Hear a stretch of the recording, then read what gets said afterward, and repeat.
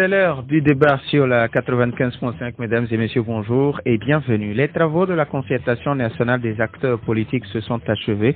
Après 6 mois d'intenses discussions, elle a réuni des partis de la majorité de l'opposition afin de définir un cadre consensuel pour le prochain scrutin régional. Au total, 55 résolutions ont été adoptées.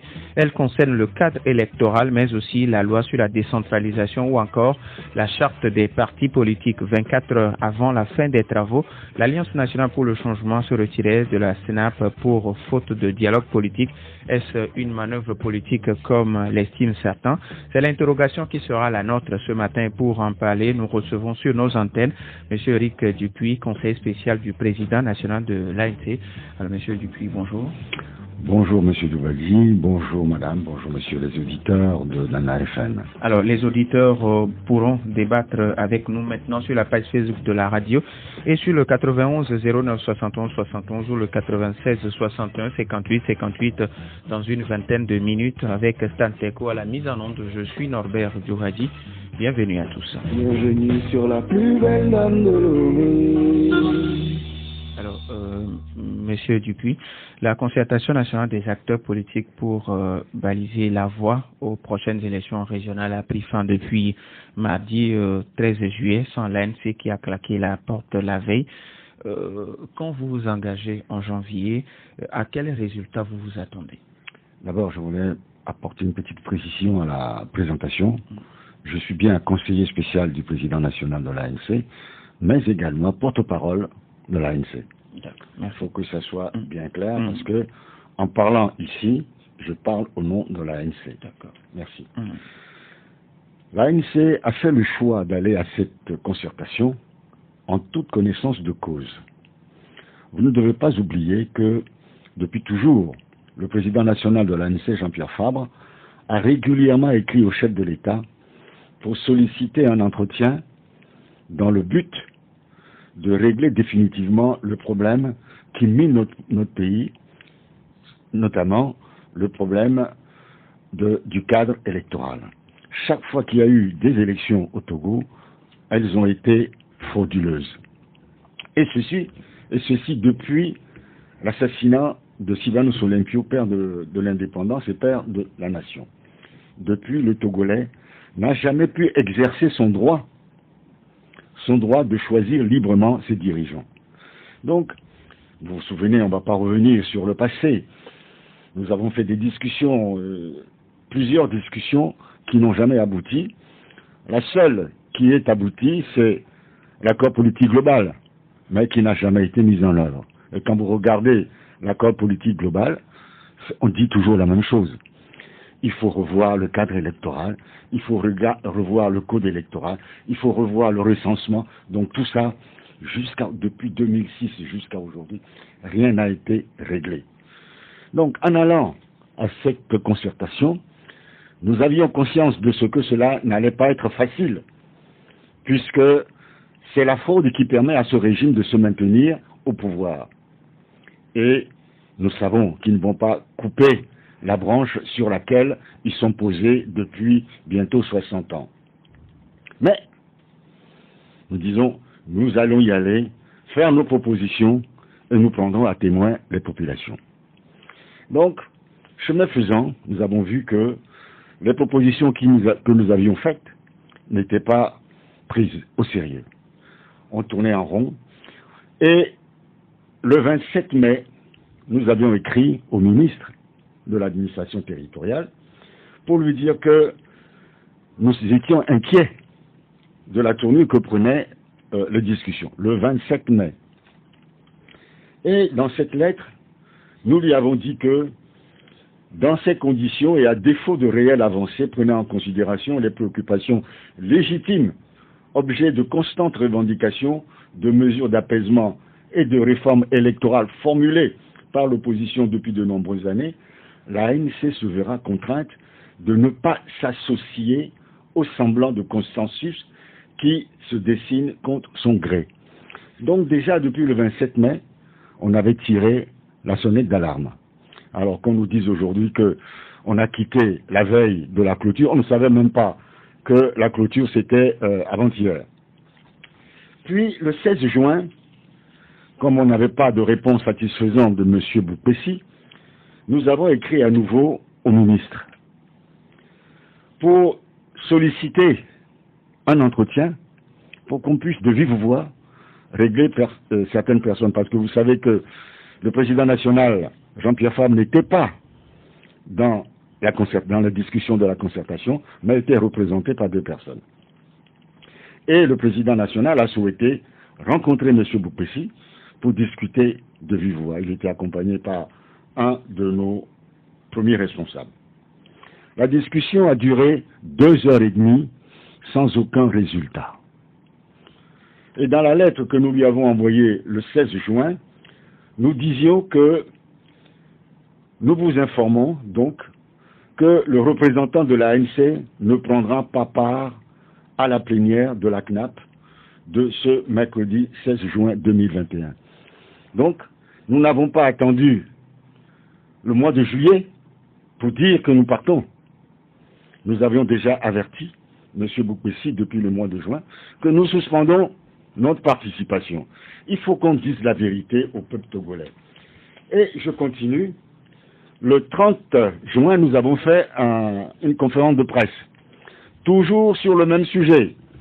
Dans cette conférence de presse, nous avons expliqué au peuple togolais, à travers vous, la presse, que nous n'étions pas satisfaits et que nous n'avions pas l'intention de soutenir les résultats de ces concertations. Le même jour, M. Acholi Akleso, qui est le secrétaire exécutif de UNIR, écrit un communiqué dans lequel il dit que dans ces circonstances où les conditions sont créées pour permettre aux acteurs de contribuer sereinement à la consolidation de la démocratie participative dans notre pays, il est préoccupant de noter qu'un parti politique associé aux discussions politiques dès la mise sur pied de la CNAP opte depuis plusieurs semaines pour une politique de la chaise vide. Donc, M.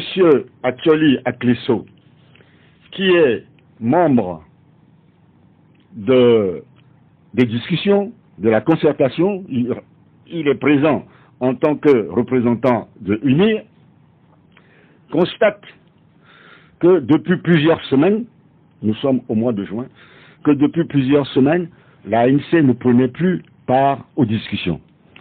Alors, le ministre d'État vous dit que c'est seulement la veille de la clôture que la ANC a décidé de claquer la porte. Alors, dans quelles conditions... Alors, attendez, je précise, parce qu'il faut dire la vérité aux Togolais. Ce n'est pas parce qu'on est ministre depuis des années 90 qu'on a le droit de dire ce qu'on veut au peuple togolais. Il faut dire la vérité au peuple togolais. Nous n'avons pas attendu le dernier moment pour partir. Nous avons tiré la sonnette d'alarme depuis le mois de mai.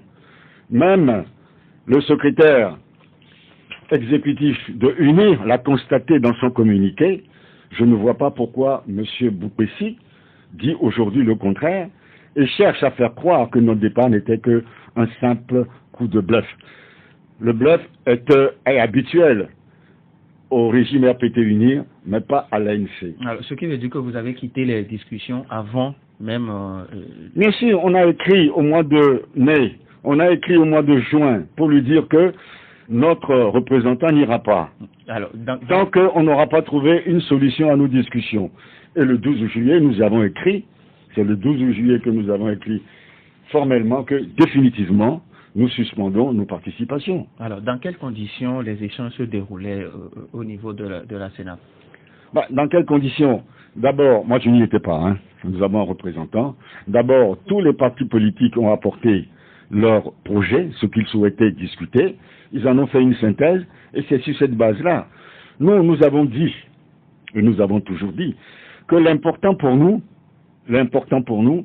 c'est de régler définitivement et en profondeur les problèmes qui minent le cadre électoral dans notre pays.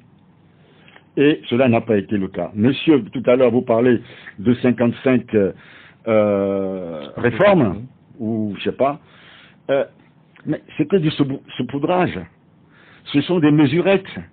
Nous n'attendons pas des mesurettes. Il peut y en avoir 100, 200, 300 mesurettes. Ce n'est pas ça le problème du Togo. Le problème du Togo, c'est que depuis 60 années déjà, le Togolais n'a jamais choisi librement ses représentants conformément à la Charte universelle des droits de l'homme.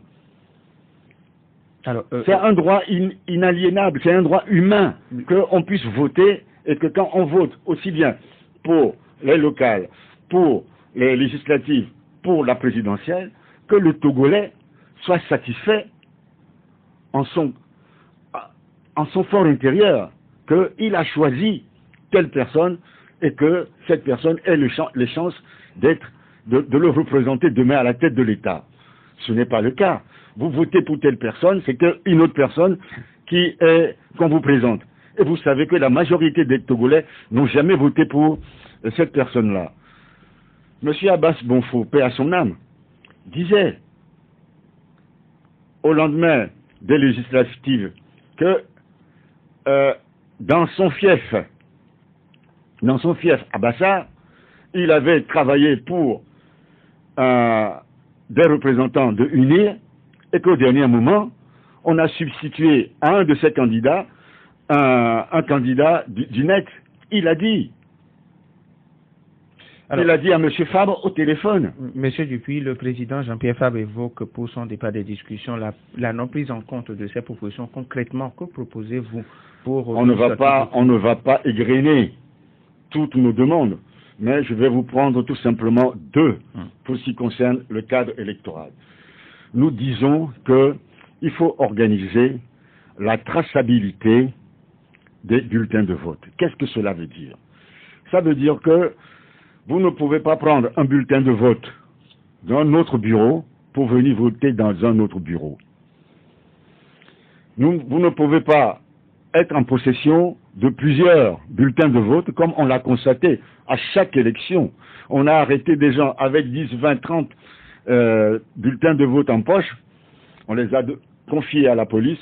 Il n'y a pas eu de suicide, ils n'ont même pas été jugés. Ils ont été relâchés parce qu'ils sont tous des militants ou des supporters de UNIR.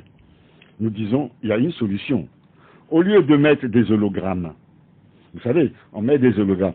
Ces hologrammes-là, avant même que les bureaux de vote ne soient ouverts, ces hologrammes circulent dans la ville. Nous disons, il faut mettre fin à cela pour éviter des fraudes.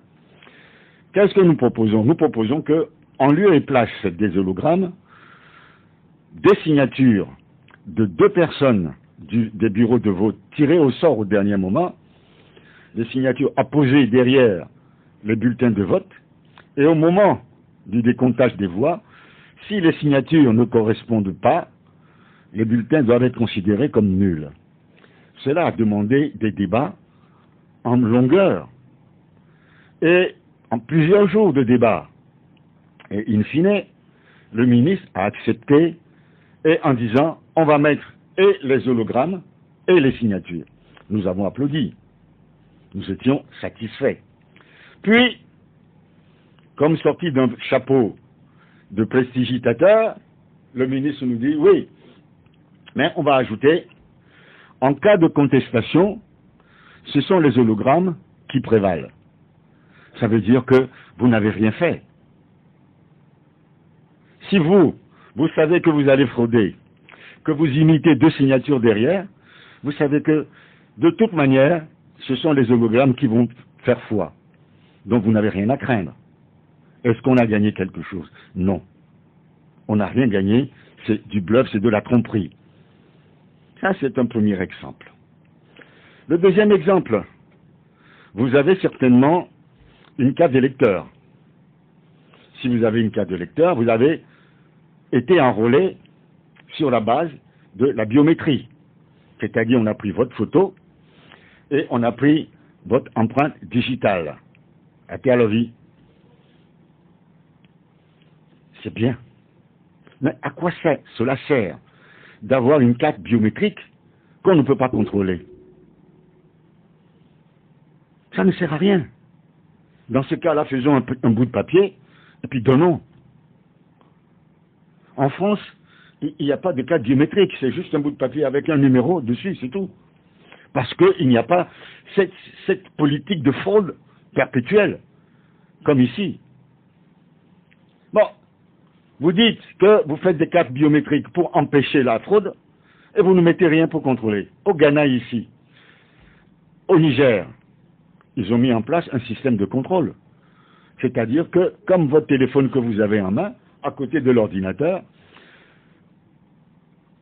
le lecteur qui vient appose son doigt sur le téléphone et immédiatement à l'écran s'affiche sa carte d'électeur. Il appartient aux membres du bureau de vote de contrôler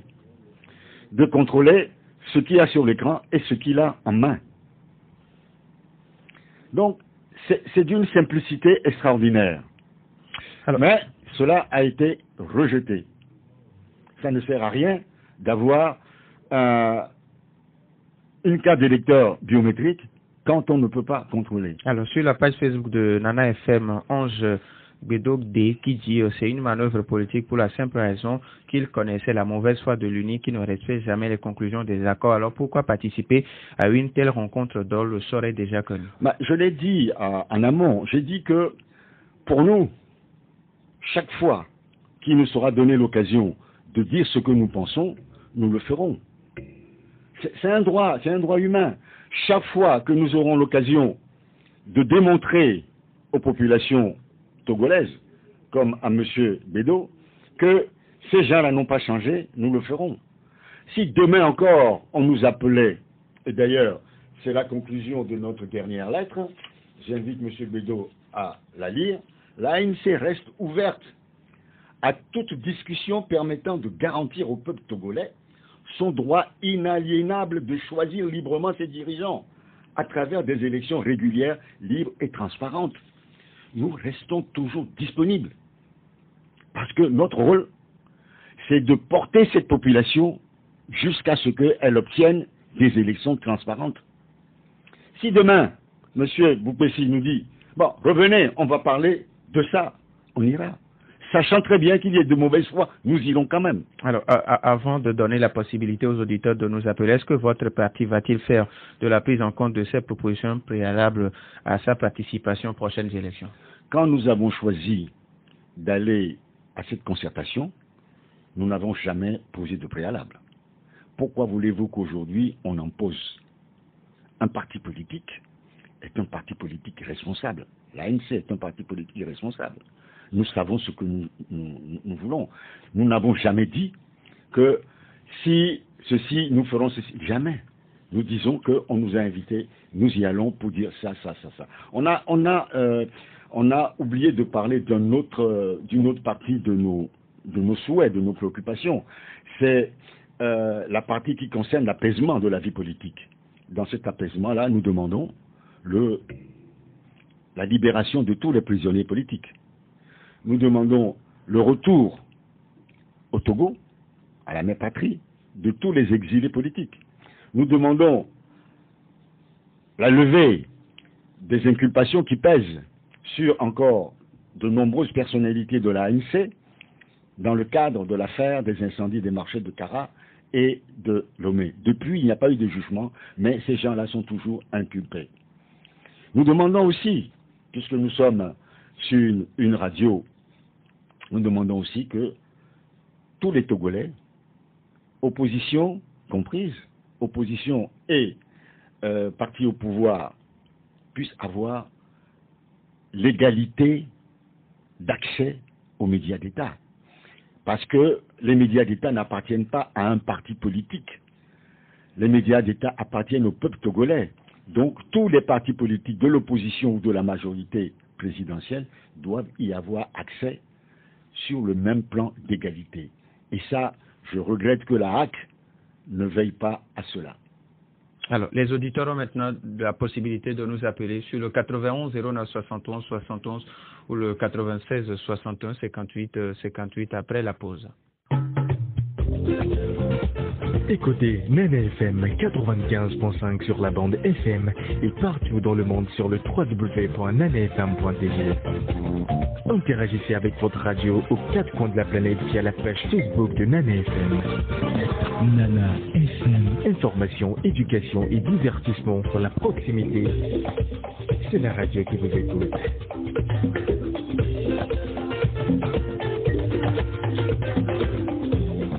91 09 71 71 ou le 96 61 58 58. Nous avons un premier auditeur en ligne. Nana FM, allô? Allô? Oui, bonjour. Bonjour. Pélé. Oui. Monsieur Eric Zeppi, bonjour. Bonjour Monsieur Pélé, merci pour vos compliments que vous m'avez envoyés la dernière fois suite à l'émission de Radio Victoire. Ok, merci. Du courage. Je pense que nous tous nous sommes sur la même ligne droite, c'est-à-dire l'alternance depuis 1963. Et que vous êtes toujours à mon côté sur la bonne voie. Mais ce que moi je voudrais vous dire est très clair. Monsieur Eric Zeppi, est-ce que, à l'heure où vous êtes là, sur le plateau, vous comptez, vous croyez que ce que vous êtes parti faire à la Sénat ou bien à la Sénat là-bas, le RCT va vous donner un résultat sans que vous n'avez pas le rapport de force. Les rapports de force que vous avez à l'époque de 35% et autour de cela est très fort. Mais le RCT de 1963 ne vous a pas donné. Est-ce que ce que vous avez fait là, est-ce que ce n'est pas un coup que vous avez rendu à M. Ademé, comme le coup que J.P. avait rendu à Jean-Pierre Fabre, lorsque Jean-Pierre Fabre avait gagné les élections en 2010, au lieu d'aller négocier avec Jean-Pierre Fabre, J.P. seul fait partie négocier. Aujourd'hui, en 2020, vous savez que pratiquement que c'est Ademé qui était en deuxième position selon la Cour constitutionnelle incomplète de la RPT Union. Est-ce que, au lieu d'aller avec la DMK, vous êtes parti seul? Est-ce que ce n'est pas un coup rendu? Merci. Merci à vous aussi, Pélé. 91 09 11 ou le 96 61 58 58. Nana FM, allô? Allô, bonjour. Monsieur Garo, comment allez-vous? Oui, ça va très bien. Oui, invité, bonjour, monsieur Dupuis. Oh, Monsieur Gado, ça fait une éternité. Comment ça va? Ça va très bien. Bon, monsieur Dupuis, depuis que vous êtes né, est-ce que vous avez une fois vu un régime pendant plus de 50 ans qui gagne les élections? Moi, jamais. Secondo, vous ne pouvez pas vous arranger avec l'opposition pour avoir une série technique comme le Ghana. Merci, bonne journée. Merci aussi. Est-ce que Nana FM, allô? Bonjour Albert. Bonjour Albert. J'aimerais demander à l'invité, est-ce que dans toutes les recommandations, est-ce qu'il n'y a rien à se mettre sur le dent? Est-ce que tout est à mettre dans le feu, entre guillemets? Puisqu'ils avaient dit qu'ils ne vont pas s'associer à un semblant de consensus, est-ce que toutes les recommandations sont à mettre dans un panier qu'on peut nommer semblant de consensus? Et maintenant, après, quelle serait leur démarche? Merci. C'est bon? Est-ce que nous avons encore notre auditeur? Nana FM, allô? Allô? Il est parti? Ok. Est-ce que nous avons... Nana FM, allô? Oui, allô, bonjour. Bonjour, Mas. Monsieur Dupuis, bonjour. Bonjour.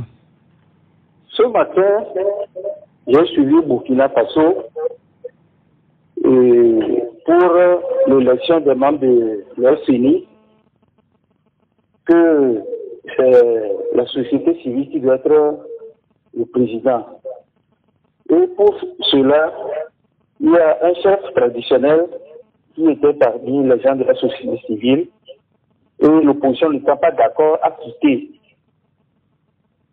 Ce qui s'est passé est vraiment démocratique. L'élection n'a pas eu lieu. Elle a été suspendue parce que les opposants sont partis. Les opposants ont fait plusieurs fois la même chose ici. Et le parti au pouvoir s'en fout pas mal. Elle continue. Elle parle de chaises vides. Là où je voudrais en venir, c'est pour demander à M. Dupuis, est-ce qu'il n'y a pas un autre moyen de convaincre ce régime? Parce que le dialogue, il faut l'oublier. C'est des gens qui ne vont jamais dialoguer avec vous. ils vont toujours vous poser des pièges. Et après, vous l'avez dit tout à l'heure, vous avez quitté depuis le mois de juin. Mais comme vous ne l'avez pas annoncé, ils ont profité pour dire que c'est la fin que vous avez quitté. La mauvaise foi, ce régime, je ne vois pas qui en a plus. Bonne journée. Merci, Mars. Nous avons un autre auditeur. Nana FM, allô? Alors, bonjour. Bonjour. Oui, je m'appelle Yao. Yao. Oui. Ok. Je remercie M. Ridjoupi. Le travail n'est pas petit, mais ils ont convaincu. Parce qu'ils savaient très bien que le régime n'allait pas accepter. Mais quand il y a un peu d'espace, ils vont profiter. Donc, nous, tous peuples togolais, on les remercie d'avoir fait un bon choix, de ne pas signer bien, de ne pas aller faire un accord. Après, ils vont dire que c'est l'ANC qui les ont favorisés. À ce point, nous, peuples togolais, on les dit merci de continuer à faire l'effort pour nous. Tôt ou tard, nous aurons la victoire. Merci beaucoup. Merci. Merci beaucoup. On donne d'abord la possibilité. Ou bien il y a encore un autre invité. Ok. Alors, avant de répondre à nos auditeurs, sur la page Facebook de Nana FM, Jules Irukura qui dit « On ne peut pas parler de manœuvre politique puisque les raisons qu'elle avance sont fondées. Si les gens ne veulent pas prendre en compte des propositions, si tu n'es pas d'accord sur les conclusions d'une discussion, la seule chose à faire, c'est de ne pas s'associer. C'est de le dire haut et fort. Je pense que c'est ce que l'ANC est en train de faire. Ce parti montre chaque jour que l'intérêt du peuple est le plus important. Félicitations à eux. Alors, je voudrais remercier ce monsieur, Monsieur Jules. Monsieur Gilles, qui a bien compris la position de l'ANC. Et tout à l'heure, Yao disait à peu près la même chose également.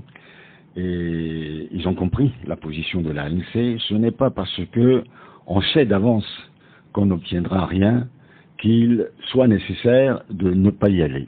Nous avons dit que chaque fois qu'il s'agira de l'intérêt du peuple togolais, nous irons dire haut et fort ce que nous avons sur le cœur. Et quand on aura dit que si ce n'est pas pris en compte, nous allons repartir. Mais demain, nous allons le redire à nouveau. Mais cela ne veut pas dire que c'est les dialogues seulement, nous nous cantonnons seulement dans le dialogue. Nous avons d'autres choses. Et nous n'allons pas les exposer. On dit chez nous, on ne met pas les œufs dans le même panier. Si vous mettez vos œufs dans le même panier et que le panier tombe, vous n'avez plus rien à manger.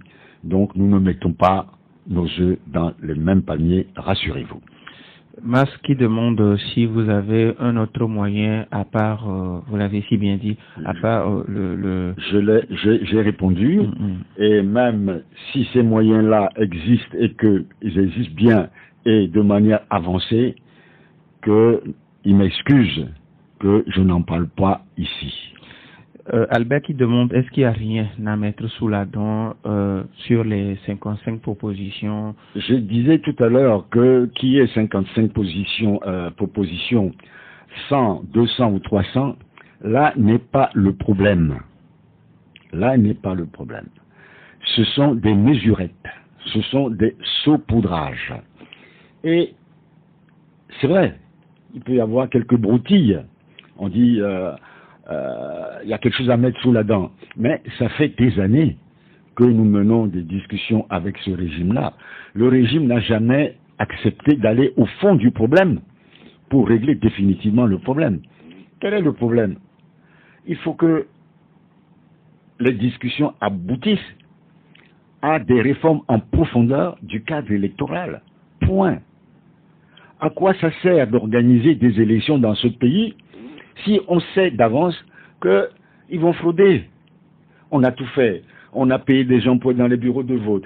On a tout fait. On a ramassé les bulletins de vote qu'on a trouvés chez des gens. On a amené ces personnes-là devant la gendarmerie, la police. Mais rien n'est fait. C'est systématique. Vous savez, il est difficile d'apprendre à un voleur de devenir honnête. C'est très difficile. Mais nous continuons à dire que pour aller vers l'apaisement, pour aller vers une démocratisation de notre pays, cela passe par la transparence des élections. C'est un droit humain. C'est un droit humain. Quand vous vivez dans un pays, vous avez le droit de pouvoir choisir vos dirigeants, vous avez le droit de vous présenter, vous avez le droit d'avoir de l'ambition pour votre pays, et ici non.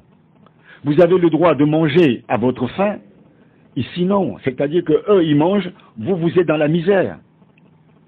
Et ça fait 60 ans que ça dure. Il y en a qui sont ministres depuis les années 90. Ils ne sont pas fatigués. L'essentiel, c'est qu'ils puissent s'empiffrer. J'ai dit non, ça suffit. Il y a d'autres Togolais qui ont des compétences, qui ont de l'ambition pour ce pays et qui feraient peut-être aussi bien que vous, sinon plus.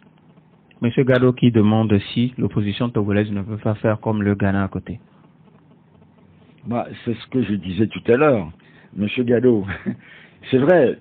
Le Ghana a opté, par exemple, pour la traçabilité des bulletins de vote. Il a opté pour le contrôle des cartes d'électeurs biométriques. Le Togo refuse. Et ce n'est pas d'aujourd'hui que le Ghana a opté pour la biométrie intégrale, c'est-à-dire contrôlée. Hein, vous voyez, quand vous voyagez et que vous avez un visa biométrique sur votre passeport, quand vous passez la frontière, le gendarme il prend votre passeport, il prend la partie où il y a le visa, il met sur une machine, il sait déjà tout de suite si c'est vous ou pas. Parce que votre photo il voit que c'est vous. Mais pourquoi on ne peut pas le faire? Pourquoi? Parce que si on le faisait, ça va limiter au moins jusqu'à 80% les fraudes. Et ce système utilisé par le Ghana et le Niger, dès que votre carte est contrôlée, votre carte est bloquée pendant 24 heures. Ça veut dire que vous ne pourrez pas aller voter ailleurs. Mais ce n'est pas difficile. Le processus existe. Et ce n'est pas aussi cher que ça. Pelé qui dit que vous avez rendu un coup à M. Kodjo Agbeom. Je voudrais dire à M.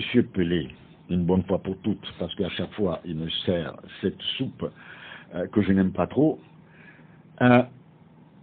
peut-être que lui, il se couche avec Agbeom et il se réveille avec la DMK. Moi, ce n'est pas du tout mon cas. Quand je me rase le matin, je ne pense pas à M. Agbeom. Et je peux même vous dire que sa personne ne traverse même pas mon esprit, ni la DMK. Il faut qu'il évite de vouloir tout mettre à cette sauce-là. Je n'en mange pas, je n'en ai pas mangé et je n'en mangerai pas. Avec toute l'amitié que je lui porte. Sur la page Facebook de Nana FM, Nestor Ameseko qui dit quelqu'un a pris part à toutes les rencontres et a reçu la prime de participation, se retire à la veille des conclusions. Comment peut-on l'expliquer? Oh, vous savez, je connais la source de ces informations. Cette source disait sur une de vos radios il y a quelque temps, annonçait avec force détail le décès du général malien, je crois que c'est, alors son nom m'échappe, le général qui était venu ici pour les élections en 2015, il a annoncé sa mort en disant qu'il a parlé ce matin avec sa femme et tout ça. Le jour même, on savait que le général, je crois que c'est Sangaré, le général Sangaré était en pleine forme du givet, donc à partir de ce moment-là, pour moi, je rigole. Mais, je dois vous dire quelque chose. C'est vrai que, au départ des discussions, le ministre avait proposé un défraiement pour les participants. Je crois que ça doit être globalement une somme forfaitaire. Je crois que c'est de l'ordre de 200 000 francs. Et d'après l'information que j'ai, et c'est sûr, tous les participants avaient refusé. Et plus précisément, toute l'opposition extra-parlementaire s'y était opposée. Je ne sais pas s'il y a eu des gens qui ont accepté et qui en perçoivent, peut-être que celui qui raconte l'histoire en perçoit, mais moi je peux garantir que les représentants de l'ANC n'ont pas été intéressés, et même si on leur avait proposé, auraient rejeté la proposition. Voilà. Donc, pas d'amalgame, monsieur. L'ANC n'est pas à 200 000 francs près. Les 200 000 francs ne permettent même pas de couvrir un mois des frais fixes du siège de notre parti. Nous avons un auditeur en ligne. Nana FM, allô? Allô, bonjour, mon directeur. Papa Sibiti, comment allez-vous? Ça va. Bonjour, mon frère. Bonjour, mon petit frère. Et mon président. Bonjour, monsieur Dupuis. Oui, bonjour. Bon, je voudrais dire quelque chose. Il faut me saluer mon frère, votre grand frère Dupuis d'abord. Oui, Monsieur, je voudrais... Ce que moi je veux toujours, c'est la paix. On parle de 60, 63 ou d'État. Bon, le but et le progrès, l'armée, ce qu'il y a. Aujourd'hui, nous avons la grande opposition dans les mairies. Et le plus grand que je connais, c'est M. Jean-Pierre, le président Jean-Pierre Fabre. Quoi qu'on le dise, c'est pour moi, hein, c'est mon point de vue. Après le RPT, vous réveillez Papa Sibiti, c'est l'ANC. Suivez-moi. C'est lui qui draine après l'IFC, c'est l'ANC qui a remplacé l'IFC. Vous dites que l'ANC est à la tête d'une grande mairie. Et il y a entente entre eux, le pouvoir et l'opposition. Aujourd'hui, qu'est-ce qu'il faut faire? Est-ce que les politiciens togolais ne peuvent pas s'entendre? Parce que le RPT a son peuple. L'opposition a son peuple émietté. Lui, son peuple est uni. On le connaît, il est global. Mais l'autre là, c'est des miettes, émiettements. Monsieur Sibiti, vous pouvez poser la question maintenant, s'il vous plaît. Oui. Monsieur, mon président Éric Dupuis, qu'est-ce qu'il faut faire pour qu'il y ait entente entre Togolais, parti gouvernement RPT et parti opposition? Merci. Au lieu de s'entre-déchirer.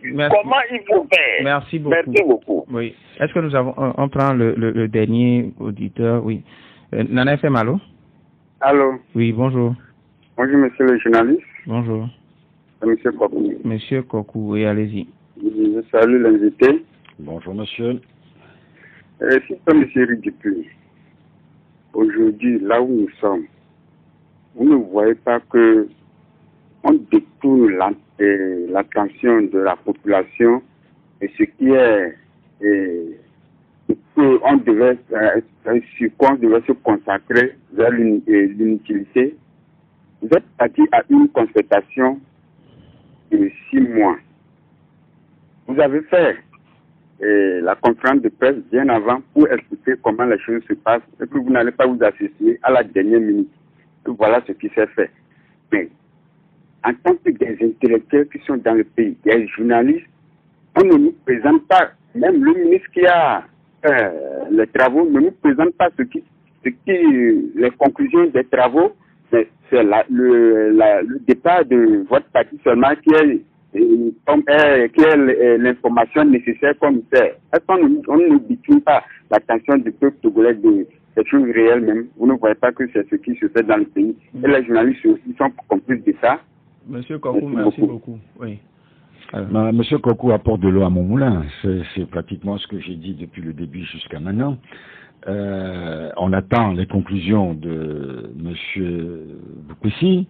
Il a parlé de 50, après de 54, maintenant on est à 55, d'avancées majeures pour utiliser ses propres termes, mais qu'il les mette sur papier à la disposition du peuple togolais et qu'on apprécie ce qu'il appelle des avancées majeures. Et que les populations togolaises nous disent, enfin, que ces avancées majeures vont permettre la transparence et l'équité des prochaines élections. Ce n'est pas plus difficile que cela. Nous, on attend, et si dans ces avancées majeures, nous voyons demain que M. Boupessi, par l'opération du Saint-Esprit, je crois que je vais faire plaisir à M. Pelé, là, par l'opération du Saint-Esprit, réintègre nos préoccupations dans son document final, nous n'aurons plus qu'à nous en féliciter, puisque que ces propositions soient faites par Pierre-Paul Jacques, là n'est pas la question. C'est que ces propositions concourent à une réelle transparence des prochaines élections. C'est tout. C'est tout ce que nous demandons. Alors, maintenant, en ce qui concerne la question posée par mon grand frère Sibiki, d'abord, je le rassure, je ferai la commission, cette salutation à mon frère aîné Guy, qui est à Toulouse. Je voudrais lui dire que pour s'entendre, ça existe, nous ne sommes pas des ennemis, nous sommes des adversaires politiques, le RPT Unir et nous. Pour s'entendre, il faut qu'il y ait un minimum d'honnêteté. Le RPT Unir a toujours montré dans ce pays que sa force, c'est la roublardise, c'est le bluff, c'est le mensonge. Nous disons que non, ça suffit, c'est d'un autre âge. Parlons un langage franc, disons-nous la vérité. Et à partir du moment où on dit la vérité et que l'alternance au pouvoir soit réellement un enjeu politique, ça veut dire que chaque parti peut librement concourir à ces consultations électorales et soit sûr de pouvoir gagner ou pas.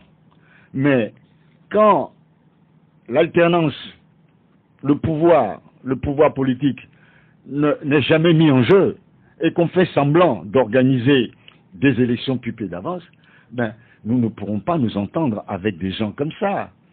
C'est très difficile. Quand, monsieur, on est des amis, quand je sais que vous me mentez, vous me trahissez à longueur de journée, vous essayez de me nuire, comment voulez-vous que je puisse avoir confiance en vous? Dans d'autres pays, l'opposition et la majorité se parlent parce qu'ils savent que vous êtes là aujourd'hui, demain ça peut être moi. À partir de ce moment-là, nous concourons au bien-être de nos populations. Nous travaillons pour nos populations. Mais si vous estimez que dans ce pays de près de 8 millions d'habitants, vous êtes les seuls à pouvoir diriger ce pays, moi je ne suis pas d'accord avec vous. Je ne peux pas être d'accord avec vous. Ne peux pas vous compter parmi mes amis. Il nous reste juste 1 minute, disons votre mot de la fin. Je vous remercie pour cette invitation. Je trouvais que l'émission a été très courte, et je remercie tous les auditeurs qui ont pris la peine de téléphoner. Et c'est ainsi qu'on va avancer. Et on prend en compte toutes les idées, qu'elles soient miennes ou pas. Bon, c'est la vie. Le pluralisme politique concourt à la démocratie également. Donc, je vous souhaite une excellente journée. Je sais, je ne peux pas terminer en ayant une pensée pour les personnes qui sont en difficulté, les malades de la Covid, et ceux qui souffrent de difficultés de vivre, je veux dire. Parce que je n'oublie pas que les populations togolaises ont faim. Hein, je le dis souvent, le SMIC, le salaire minimum est de 12 000 francs, 132 000 francs depuis 2012, 135 000 francs depuis 2012, 135 000 depuis 2012, et que aujourd'hui le coût de la vie est quelque chose d'inacceptable. Vous allez au marché pour acheter même des tomates, hein, vous avez 4-5 tomates pour 500 francs, je ne sais pas, celui qui gagne 35 000 francs pourra se le payer, même que celui qui gagne 70 000 francs, je me suis amusé à faire le calcul la dernière fois sur une des radios de Lomé, et on s'aperçoit que quand on a tout payé, il reste à peine 20 000 francs pour vivre. Avec 20 000 francs, ça ne vous fait pas 1 000 francs par jour. Raison pour laquelle je suis en noir ce matin en m'associant personnellement, parce que ce n'est pas mon parti n'a pas donné de mot d'ordre, personnellement, à ces dames de la pyramide. Merci à M. Éric Dupuis, porte-parole et conseiller spécial du président national de l'ANC. Merci à vous aussi de nous avoir suivis. Stan Teko a assuré la mise en onde. Bonne suite de nos programmes.